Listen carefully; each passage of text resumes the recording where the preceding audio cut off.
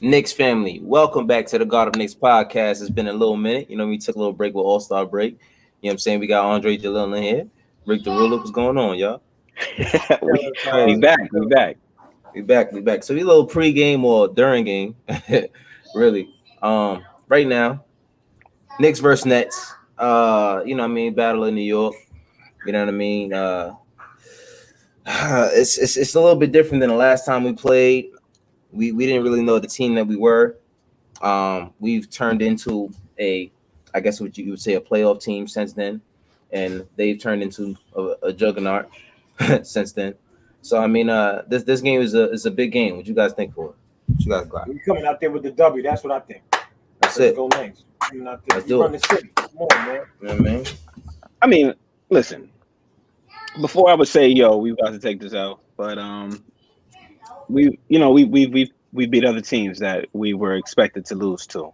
We got Randall coming off of a triple-double. We got Barrett coming off of a season high. You know what I mean? So, who knows? Who knows right. what team we'll get tonight, and who knows if we may just have enough to beat the Nets. That's a night, man. This is Barrett's night. It's his time to shine. I mean, it's if you really look at it, they really got they've been finding a way to make things work. Elfrid Payton hasn't played. I think did he play last game? He didn't play last game. No. So they started one of the games that he didn't. He didn't. Right, and he's also not playing tonight. But guys have stepped up. Is Derrick Rose back or not? I don't know. Derrick Rose isn't back. I think it's the same thing as last game. I'm not sure if they're gonna go with Frank to start, but hopefully they go with Manuel. I think I wouldn't be surprised if Emmanuel didn't start. I think he kind of likes what he has with Emmanuel coming off the bench, and I'm fine with that, honestly. Yeah. I don't really mind at this point. But Emmanuel came out last game 9 for 16, 3 of 8 from the 3-point line. He had 21 points, 3 rebounds, 4 assists. He's starting to consistently put these games together, get some shots, and he's finally getting that floater back. That was something that was missing for a little while. That floater was looking better. Yeah, so and the form is a lot better on it too. He's not just throwing it up there looking for the foul anymore. He's really floating it up there. That's the only thing I wanted for him. Stop trying to look for the foul. Just score. The fouls are gonna come, man. They're gonna try to stop you. They're gonna overstep. They're gonna foul you. Don't look for it. Just score. Right. So hopefully we'll get more the same of my man quickly. He played 33 minutes. Frank started, only played 7 minutes. That first unit wasn't bad. It wasn't good. It wasn't pretty bad. It wasn't his fault. All these last few games that we didn't do, the second unit comes in and scores and gets us back in the game. Which is why I believe he'll keep quickly off the bench, because it's been working. It's been working. Him and Burks coming off the bench, it's been working. KD playing tonight? Who? No. KD. KD? No. KD's still out for another 2 weeks or something like that. Right. Trust me, I have him in fantasy. It's annoying. But him and Embiid too. That sucks. But anyway, you got both of them? Damn. Yeah, in different leagues. Yeah, different leagues. I lost last night off of 7 points, which I'm sure I would have got from Embiid, but damn, it's fine. Julius Randle, triple-double, first Knicks since Mark Jackson in the 88-89 season to get 2 triple-doubles in the season. First of all, that sounds crazy. Like Tom Thibodeau said, Mark Jackson was the last guy that did that. Yeah, I think everybody was a little surprised at that. Yeah, like really? Oh man. So listen, Julius Randle, he's no superstar. Even though guys like Melo didn't do it, he's still not on Melo's level just yet. But he's creeping. It's one season. If he can keep this up and keep getting better, you never know. But 26 points, 12 rebounds, 12 assists. He was plus 19 from the field, 7 to 10 from the free throw line. 3 of 6 from the 3-point line. And him and RJ Barrett have been looking good together. You know what I'm saying? Yeah. They're getting a little dual thing together. And I think it's imperative for them to get this kind of chemistry without Elfrid there, because I think there's a stat that said in 800 and something games that RJ Barrett and Elfrid Payton played together. He's assisted from Elfrid Payton only 18 times, and Derrick Rose, and how many games he's been here? He's been there for 3 weeks, 4 weeks maybe, and he's already assisted him 8 times. You know what I'm saying? And you can tell there's just a chemistry issue there. I don't know why. We already said it. We said it a bunch of times. He's always looking for Randall. Julius Randle. But also, I don't know if there's any truth to this, but I heard that they really don't talk. They really don't get along. I don't know why that came out. But Randall and Peyton? No, Peyton and RJ. Oh, that makes sense. But I get it. You know what I'm saying? Things happen, but whatever. Speaking of RJ, he had 32 points his first 30-point game.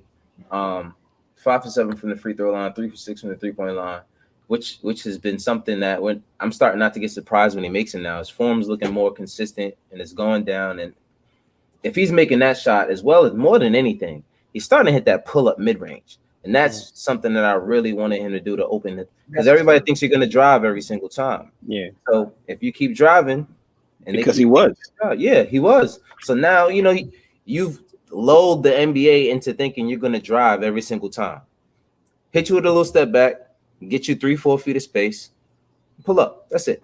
You know what I'm saying? And he's been doing that. As you can see, 12 of 21 from the field, above 50%. And there was another stat for RJ. I think I posted it on the Garden Knicks page on Facebook. Let me just double check that one more time. It says Jonathan Macri actually tweeted it out.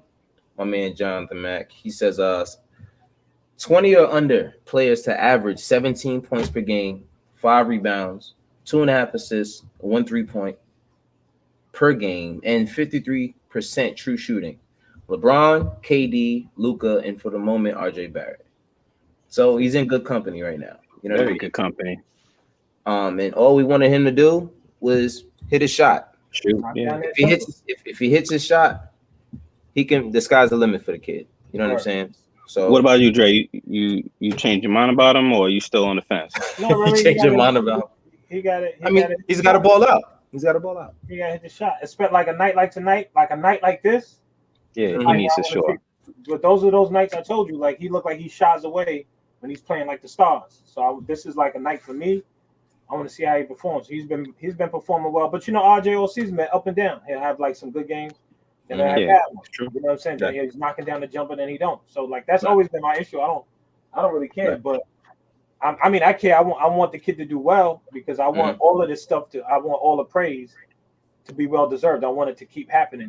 Every star in the NBA is consistent. So if he's inconsistent, like I said, if he's inconsistent, there's nothing special about him. Like you don't know what you're gonna get from one night to the next. Right. So yeah, that was a good question. I really do think that he's looking good. I just wanted to stick. I want to see him tonight knocking down shots. I want to see him play some good defense on him. Get to the basket or hit that jumper or make his layups. That's right. Like I said for about a year now, since RJ's been here, I just don't think the lineup makes sense for him and Elfrid next to each other. And you can see it now when he handles the rock and he kind of runs the offense. Him and Julius runs the offense.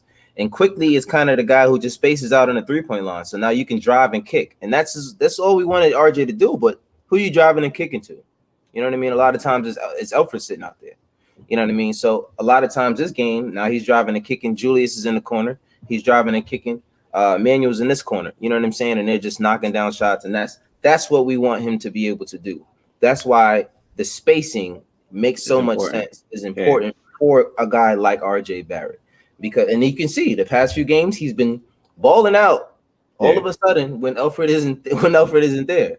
You know what I mean? And it's not another wrinkle to it that I want to see how that plays out. Right. And I don't want to beat on Elfrid, but it's just the compatibility thing. If things just don't work together, then there's no point in just trying to make it work. Yeah. There's no point in just trying to force it in there. So I mean, at this point, I think once Derrick Rose comes back, I think if there's something that happens in form of a trade, I think they would try to get rid of Elfrid and just run, at least for the remainder of the season, Derrick Rose at the point guard position at the starting, and then have Quickly still come off the bench with Burks. You know what I mean? And I think that's something that can work. But before we get out of here, what's going on with the Knicks' interest in Drummond? How do y'all feel about that? I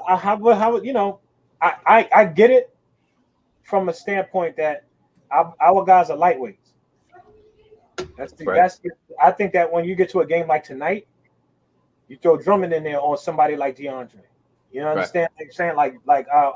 We like what's his name? Noel Nerlens. Yeah, Nerlens. Yeah, but he's a lightweight, and these some of those games he gets scared. Yeah, and Andre Drummond's not that dude. Right. I feel like the odd man out, I think, would definitely be Taj, because I think Taj is serviceable, but I don't think anybody's like, oh, Taj is like, the man. I think if you had to pick somebody to go, it would be Taj. You know what I'm saying? But if somebody had to lose some minutes, it'd definitely be Noel. But I don't know if they start Drummond. I don't know how he looks with that start lineup. They're not the most scoring dudes, but he's somebody who could score in the paint. Yeah. We don't have a center that scores in the paint. Like they all grab rebounds and they throw it out. He would increase the amount of the fouls we would get and the scoring we get in there, and his rebounding is just as good as these guys get rebounds. I can't front on that. Nah. I think he's way better at rebounding than any of our guys. That's what I'm saying.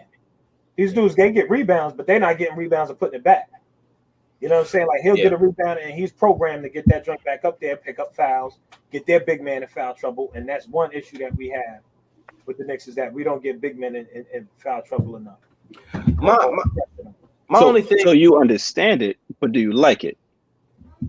I like it if they can make it work. I just feel like if we're making a playoff run, first round, second round, like we're not getting to the second round without like a center or something like that. I think if we get Bullock out, one of those guys who nobody wants to take it. Well, they said the last game. I don't know if you heard him. He said Thibodeau loves his defense, so I think he's going to keep him. And I just saw that joint you had on your page, Ricky, where Alan Hahn was bashing Frank. Yeah. And he was like, yo, what y'all gonna do with Frank? He's like supposed to be the best player. He ain't up there. He was like, it's a wrap, but he's starting now. He's getting minutes because these guys are out. That's two balls. That's out. But he's getting minutes over Austin. So I don't know what that says about him. But yeah, I like it I don't know if he starts. I don't know if he's coming off the bench with those guys. You don't get a guy like Drummond and have him off the bench, though. I don't. No, definitely not. My thing with Drummond is what do you give up to get him? Because I don't think they just bring in Drummond without having to get rid of a center. And that's what you Nerlens Noel or Taj don't amount to Drummond.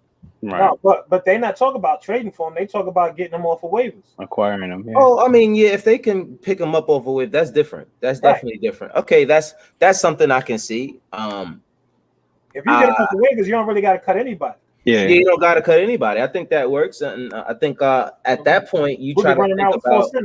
Right. Yeah. I mean, Taj, like you said, would be the odd man out. Nerlens would be the guy off the bench, probably more. I think honestly, if this is a guy that's the odd man out, is Obi, if we're being quite honest. Because he's getting a lot of minutes, he's not giving you a lot of production at this point. So you think they're gonna bump one of those guys down to power forward? Yeah, I think Nerlens turns into a power forward, a defensive forward to come in for Julius, or Taj could be the 4, which I can see him playing. Taj, I could see being the 4. Yeah, Taj can be the 4, and then Nerlens can still back up. Well, if it's Thibodeau and you don't like playing young guys, then that makes sense. But I think you got to keep Obi in that off the bench doing that. Well, the thing is that you still have Mitch. Exactly. That's what I'm saying. Still have Mitch. Mitch is going to be either the main second guy, like he's going to be the guy off the bench, or he's going to be the starter. I don't know how they're going to do that, but I don't see anybody starting over Andre Drummond. Right. That's the confusion part to me about the Drummond situation. Like like you said, he does things that our centers don't do, but at the same time, like you have this young squad who you're looking to run with, and if Robinson wasn't injured right now, I think a lot of people forgot about him because he's not playing. So you can easily see where Drummond can fit in. But when he comes back, how is everything going to play out? It's a little confusing to me. Multiple, like a multi-year contract they talking about. For Drummond? Yeah. See, I just got to see how it's going to work. I'm going to be honest with you. I don't mind it if they can find a way to make it work. But at some point, Mitch will be expendable. Mitch is, now, if you got to get rid of 2 centers right now, you got Drummond in there. What 2 centers you get rid of? If you have to get Taj and Nerlens, if you had to pick one, I don't want to get rid of Nerlens though, but they wouldn't. That's what you kind of have to, yeah. Yeah, but think about it. Like I take Drummond over Nerlens in a heartbeat. He could block just as many shots. You know what I'm saying? Like he could score. Yeah. Like, yeah, I mean, yeah, for sure. Yeah. Drummond, I'm taking Drummond over him, and you're not bullying him. Like that's the big thing. Nerlens blocks shots. Yeah, but Nerlens also gets steals. I don't see Drummond getting steals. Nah, Drummond ain't the type of that's the thing you give up. Drummond's not a defensive big. He's a big guy. He's a great rebounder, but he's not a defensive big. He's not a defensive big, but he's blocking shots. You come in there. That's about it. Like if you get close to him, he ain't chasing you. He helps you. Don't get me wrong. He helps you. If they can make it work, I think fine. If you bring Mitch off the bench for him, cool. I think what helps with Drummond is that all right, boom, he can shoot a little bit further out than any of our other bigs can do. Really, I see Taj attempting the three and hitting it every now and then. Cool, but that's something that Drummond can actually do. So what that does is that creates more, which is kind of a reason to our success right now. If you really look at it, that Mitch won't be really clogging up the paint as much because he's not there. And you see RJ and Julius having these cuts to the basket and pass outs to wherever they can because no one's in the paint blocking up that space. Yeah. And I think that's what Drummond brings to you. You know what I'm saying? Drummond, I'm not going to sit here and say, listen, I'm not 100% with the Drummond trade, but there are some positives to it. Yeah, you know what I'm saying? Especially if you don't have to trade for him, if you can just pick him up. You know what I'm saying? I think if he had a choice, he would rather go to Brooklyn.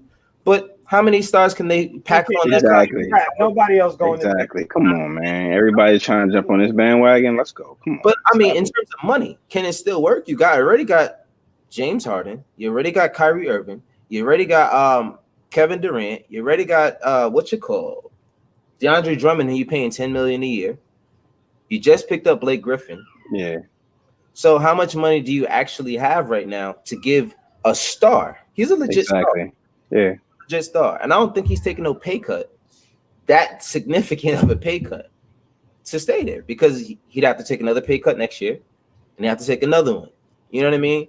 So I think there's more of a chance for us to be able to grab him in free when he becomes a free agent. If they don't end up trading for him, which it doesn't look like it's going to happen, I don't think anybody is going to want to trade for anything that you already said you're going to release if you don't trade for him. Once you say you're going to release him, like, oh, we'll wait. You know what I'm saying? I'm telling you right now. I just looked at some highlights. The type of play when he's in his element, because like I always get scared when we got to play like the Pistons because you don't know what. He doesn't really look like he's been into it lately. Yeah. He does this whole thing. He walking like he chilling. But when he gets into his games, like if he's playing meaningful basketball, which he will be, I'm taking him over what's his name in a heartbeat. Noel. In a heartbeat. Taj in a heartbeat. He's dangerous down there. Like he's too big. Yeah. And he scores. We got like the only thing about him, he's just a terrible free throw shooter. He's still shoots around like 50%. I hear you, he is, but some of our guys aren't. I mean, like Shaq was a terrible free throw shooter. Like if he could be a monster, Shaq. If you could be a monster, okay, I'm fine without not being able to have make free throws. But I'm never fine with it. Like I just don't understand that about basketball players. Right. Yeah. Free throws, but when you see the type of, he has a presence in the paint that the Knicks just don't have. Even Mitchell Robinson's getting a rebound and he's looking the other way. He's going out this way. Yeah, it's true. They don't even look at the rim. Absolutely. Nuts. And he's a lightweight, so it's not like he could put body on anybody in there. You know what I'm saying? So, like, if you look, that changes the dynamic when we play against the Pacers. What's his name that just went to the All-Star game this year over there? Sabonis. Sabonis. That changes how he's super confident when he plays us in the paint. Yeah. You know what I'm saying? Like all of those dudes, like somebody like DeAndre Jordan. Who's another big center in the league that we would be? Embiid. You got Embiid. You got Embiid. You got Sabonis. Yeah, when you play in those games, you got those big dudes that know what they're doing. What's his name over there in Orlando? Oh, Vucevic. You need another one. And so, like when we go out there, let's say we play Orlando. You know what I'm saying? You got to have some, and that's why I feel like the Knicks is like, I like these guys. I like who we have, but we need a drum. And you might not need him the way you need him every night. You might not need him like that to be like that big guy. Yeah. Like you might have a game where it's like, all right, We give a lot of minutes to Mitch. Yeah, you need somebody who's mobile. Hey, let's. I want to be the first to address it, but Emmanuel quickly got the start tonight, fellas. Oh wow. Yeah. I was looking at that. The game just started. We gotta get up out here. My boy got the first basket of the night. Who? Reggie? Yeah, Reggie. Yeah. Let's do this, yo. Knicks versus Nets. Let's thumbs up in the chat. Everybody hit the like button. Thank y'all for joining us. Whenever you do join us, because you're probably watching the game right now. Yeah, they like. We just wanted to get in there. Right. So we want to get in here while we can still have some emotions that are going to be light. You know what I'm saying? And that's what we wanted to do today, because we don't know what's gonna happen. You know what I'm saying? We get to y'all here, so y'all can't say we ain't do it or lost, because we already did it no matter what. But yeah, man, y'all got any final words? Still over 500. We good. Still over 500, and if we're gonna get this win tonight, and if we win tonight, we 21, and they said we was gonna do 20 and a half this whole season. You know what I mean? And here we go. What they said we was gonna do 21 and a half the entire season. Got you. Heard you. You know what I mean?